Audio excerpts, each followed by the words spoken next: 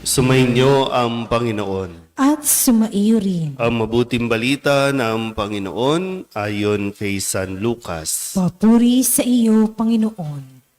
Noong panahong iyon, ang mga publikano at ang mga makasalanan ay nagsisilapit upang makinig kay Jesus.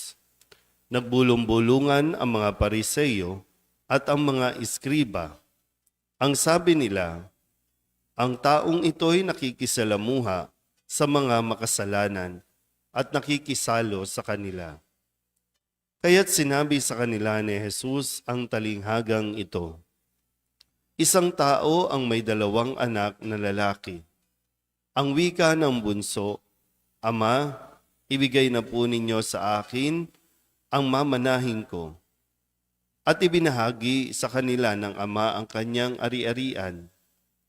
Pagkalipas ng ilang araw, ipinagbili ng bunso ang kanyang ari-arian at nagtungo sa malayong lupain, taglay ang buo niyang kayamanan. At dooy nilustay na lahat sa diwastong pamumuhay. Nang malustay na niya ang kanyang kayamanan, nagkaroon ng matinding tagutom sa lupaing yaon. At nagdalita siya. Kaya't namasukan siya sa isang mamamayan ng lupaing yaon. Siya'y pinapunta nito sa bukid upang mag-alaga ng baboy. Ibig sana niyang punan ang kanyang pagkain kahit na mga bungang kahoy na ipinakakain sa mga baboy, ngunit walang magbigay sa kanya. Nang mapag-isip-isip niya ang kanyang ginawa, sinasabi niya sa sarili, ang mga alila ng aking ama ay may sapat na pagkain at lumalabis pa, samantalang ako'y namamatay ng gutom dito. Babalik ako sa kanya at sasabihin ko, Ama, nagkasala po ako sa Diyos at sa inyo. Hindi na po ako karapat-dapat na tawagin ninyong anak. Ibilang na lamang ninyo akong isa sa inyong mga alila. At tumindig siya at pumaroon sa kanyang ama. Malayo pa'y natanawan na siya ng ama at ito'y labis na nahabag sa kanya. Kaya't patakbo siyang sinalubong, niyakap at hinagkan. Sinabi ng anak, Ama, nagkasala po ako sa Diyos at sa inyo. Hindi na po ako karapat-dapat na tawagin ninyong anak. Ngunit tinawag ng ama ang kanyang mga alila. Madali, dalhin ninyo rito ang pinakamahusay na damit at isuot sa kanya. Suotan siya ng singsing at panyapak. Kunin ang pinatabang guya at patayin. Kumain tayo at magsaya. Sapagkat namatay na ang anak kong ito, ngunit muling nabuhay. Nawala, ngunit nasumpungan, at sila'y nagsaya. Nasa bukid noon ang anak na panganay. Umuwi siya at nang malapit na sa bahay, ay narinig niya ang tugtugan at sayawan. Tinawag niya ang isa sa mga alila at tinanong, Bakit?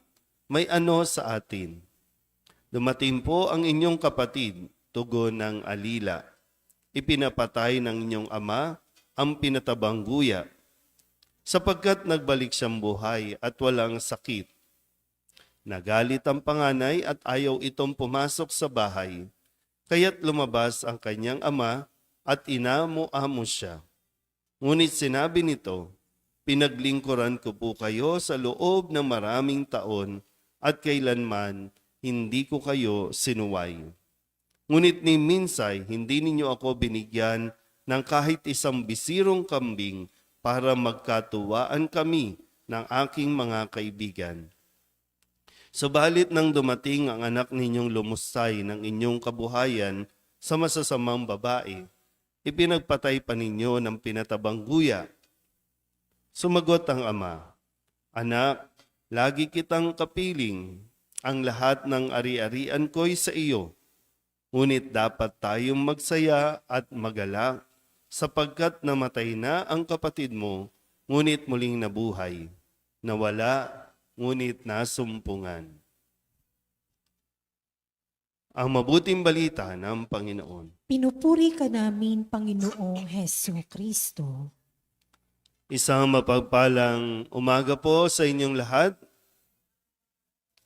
Ngayon po ay Sabado, huling araw ng ating pong ikalawang linggo ng ating 40 araw na paghahanda.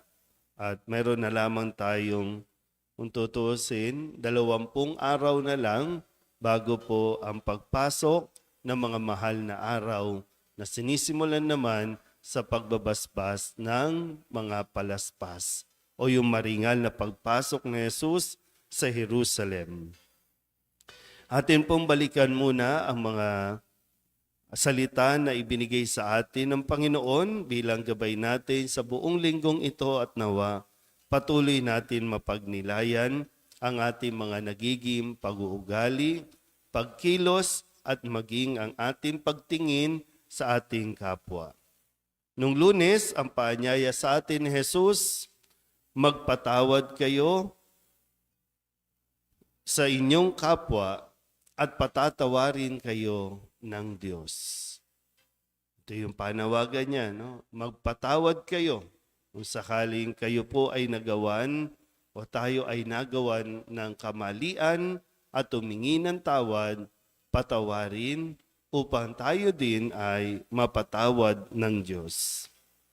Nung Martes, ang paalala sa atin ni Kristo, sino man ang gustong maging dakila, no, ay dapat maging lingkod ninyo. Ang nagpapakataas ay ibababa at ang nagpapakababa ay itataas. Nung Miyerkules, ang sabi ulit ni Jesus, ang sino mang ibig maging dakila ay dapat maging lingkod. Kung gusto mong maging magaling, kung gusto mong patunayan na magaling ka at gusto mo talagang maging leader, ipakita mo sa pagiging lingkod.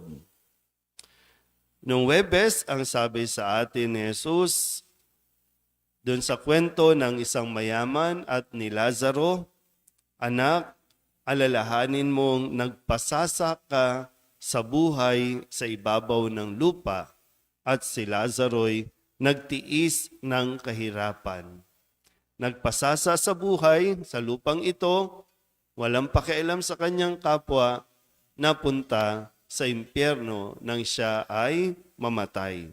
Pero si Lazaro, ang sabi dito, dahil sa siya'y nagtiis ng kahirapan, kaya't nung mamatay, napunta sa langit.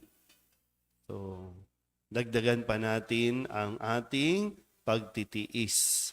At magpasalamat pa tayo sa Diyos habang tayo po ay nakakaranas ng paghihirap o ng mga pagsubok. At kung sakali na tayo po ay gumiginhawa naman, maginhawa, mas pinagpapala, huwag nating kalimutan ang tumulong, ang magbigay sa ating kapwa kung gusto nating makapasok sa langit. At kahapon, Biyernes, ang sabi ni Jesus, kaya sinasabi ko sa inyo, hindi na kayo ang paghaharian ng Diyos, kundi ang bansang maglilingkod sa Kanya ng tapat. So, gaya ng kwento nung nakalipas, nung Thursday, ay kailangan natin masuri, no, na ano ba ang ginagawa natin sa mga ipinagkatiwala sa atin ng Diyos. Ito yung mga biyaya na patuloy na ibinibigay sa atin ng Diyos. Baka isang araw, mawawala na lang ito bigla sa atin dahil hindi tayo naging mabuti, naging tapat sa mga material man na bagay na ipinagkatiwala sa atin. At ngayon, ang paanyaya ni Jesus, dapat tayong magsaya at magalak sapagkat namatay na ang kapatid mo, ngunit muling nabuhay, nawala, ngunit nasumpungan. So, ang paanyaya, magsaya tayo at magalak.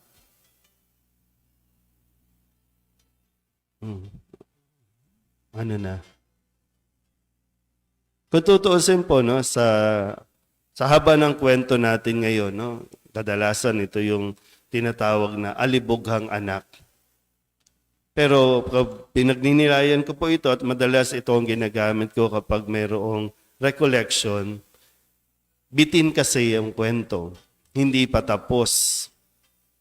Ang paanyaya lang, no, inaanyayahan yung isang kapatid, no, yung isang tao na pumasok, dapat makipagsaya, magalak tayo kasi nagbalik na yung nawala eh.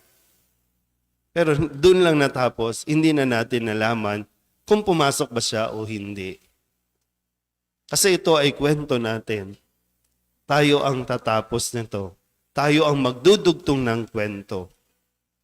Patatawarin mo ba yung kapatid mo na pakiramdam mo naging walang ya, naging pasaway, nagbabagong buhay na, gusto nang magbagong buhay? O mananatili ka doon sa hayaan na natin siya, may pasaway eh.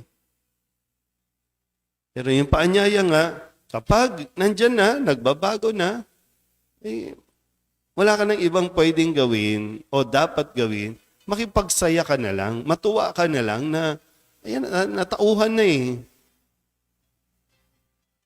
Kesa yung mabuhay tayo doon sa mga masasaklap na pangyayari, ito na eh. Yun nga lang, sana makita natin, nasaan ba tayo sa kwentong ito? Kung tayo ba yung bunso na hanggang ngayon nagmamatigas? Tayo ba yung ama na ayaw natin tanggapin at gusto natin isumbat lahat ng kamalian na ginawa ng mga anak? Tayo din ba yung isang anak na hayaan na lang silang mamatay? Burahin na natin sa ating isipan na parang hindi na yan magbabago eh. Pero laging nandiyan ang pagkakataon para sa atin na binibigay ng Diyos. Kaya kung ano man ang mangyayari sa kwentong ito, ano man ang mangyayari sa kwento natin, ikaw po ang magdudugtong nito. Pero nawa, ang paanyaya sa atin, katulad ng paanyaya ng Ama, makuha nawa nating makipagsaya at magalak kung mayroong mga nagbabago at nais ng magbago ng kanilang mga gawain sa buhay. Amen?